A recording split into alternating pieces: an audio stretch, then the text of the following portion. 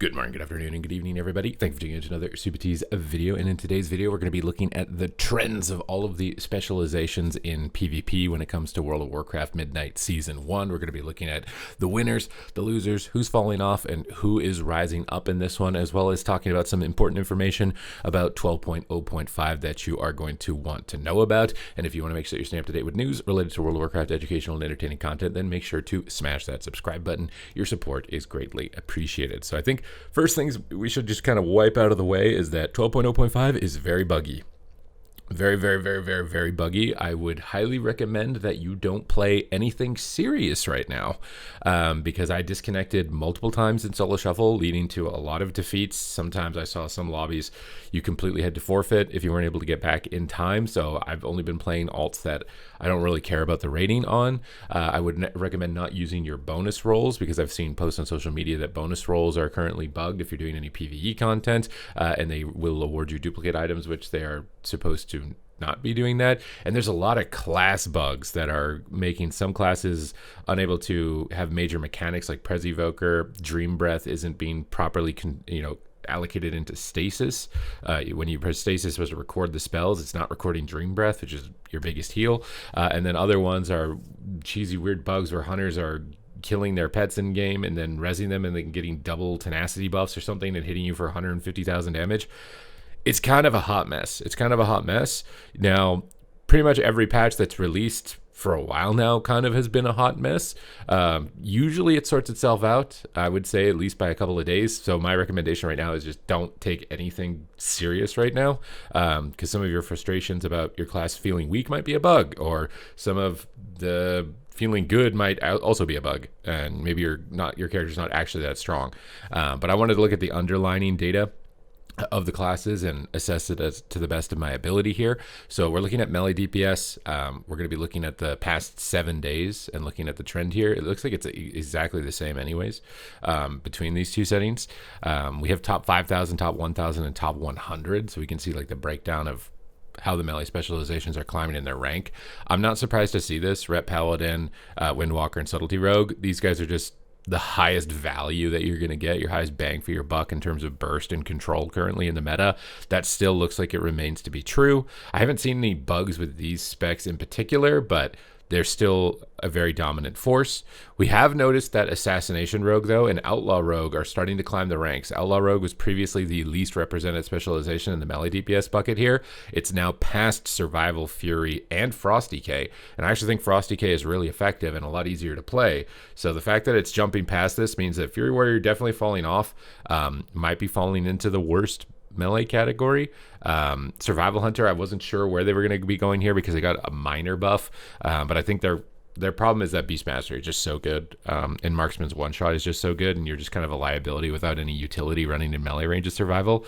So unfortunately, I think Survival and Fury are probably going to keep falling lower and lower on the trend, but it's nice to see Outlaw starting to come up and get some actual representation on the ladder, because it usually doesn't. I'm kind of expecting it to trend up. When we do this review next week, we'll see how much it moves up. Havoc Demon Hunter is still just hovering in the it's okay area of all the melee DPS. Main issue is you just get one shot a lot of the times. You don't really have a huge amount of burst damage, which is the main issue. If it wasn't a cooldown one shot meta, you would probably be feeling a lot better. Pharaoh Druid still holds in the mid. I think it's mostly complexity that's potentially holding back its representation. It can't just kind of like face roll with its cooldowns like these classes towards the top end. You got to be a little bit more finessed in order to succeed with it, but it can succeed with it, which is why I think when we look at top 1,000, top 500, top 100, we're going to notice a shift here. But Assassination's getting into a much healthier place. Still think that it has issues in the late game, although many games are just ending really fast, so you're not going to experience those issues. Enhancement Shaman, still kind of just a one-shot bot. It's got a lot of off-healing now, though, which is nice. Unholy DK, I'm kind of expecting over this week that Unholy DK is going to fall quite a bit. I think that it is actually at least a smidge weaker than it was before.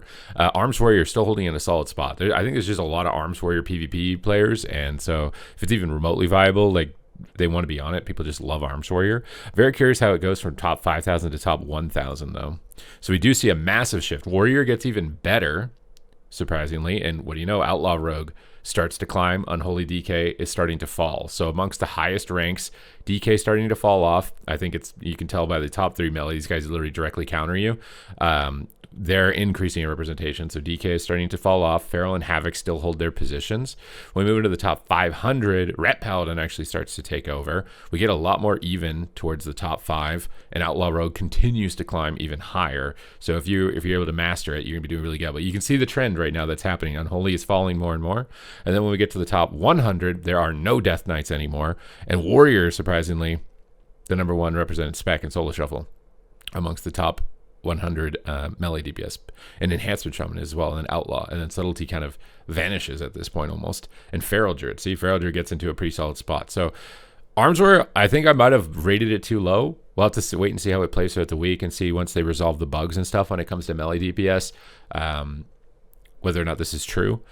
So we'll see. We'll do a weekly update like I always do. Let's take a look at the range DPS now, though, and just see what's going on with this. And I'm looking globally, so this isn't restricted to US or EU, it's globally. At the top 5,000, Beast Mastery Hunter is just the best range spec right now. It's crazy sustained damage, mostly just because Beast of Wrath is a 30-second cooldown. All of the best specs have really low cooldowns, and they can access those powerful cooldowns more frequently, which means they're able to do a lot more damage. And it synergizes really well with the trap cooldown. So it's like trap, Beast of Wrath. And then if your damage falls off when Beast of Wrath is over, you don't care because you didn't trap the healer anymore.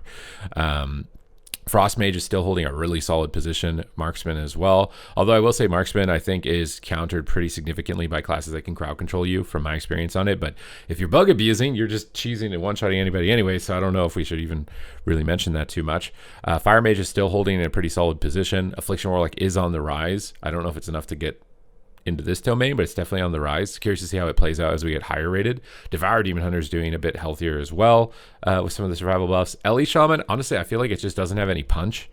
Like, it just feels really just limp, just like you can't really get a lot of momentum going outside of like a 2-second window in your Ascendance, which I don't really like.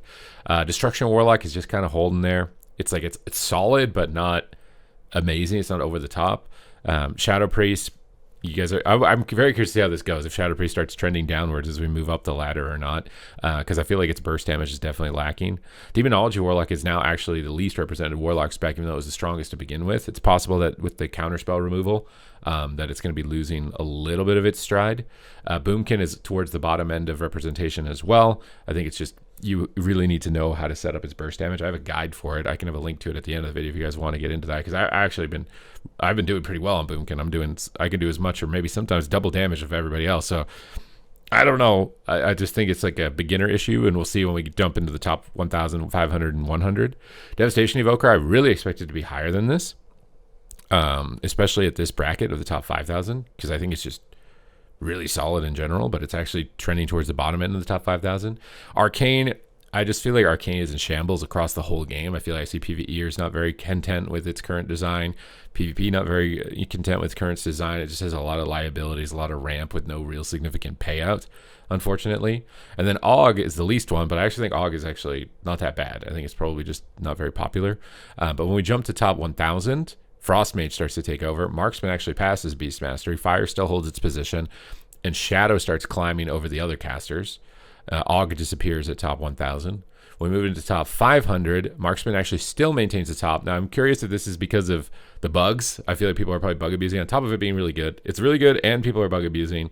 There's a lot of Black Arrow damage right now currently in the game. But when we move to top 500, Devastation does actually start to climb the ranks when we get to top 500 quite significantly. It jumped from like literally second to the bottom, almost to the top. Shadow, though, starts to disappear. Demonology, Destruction starting to disappear. And when we get into the top 100, which is obviously the most limited available spots, there's just Marksman Hunter bug abusers, bro. I swear. Everybody's just trying to cheese this to get some rating, which is maybe why it's good that the ladder is not super inflated. So if any bugs like this happen, they're not really going to get a lot out of it.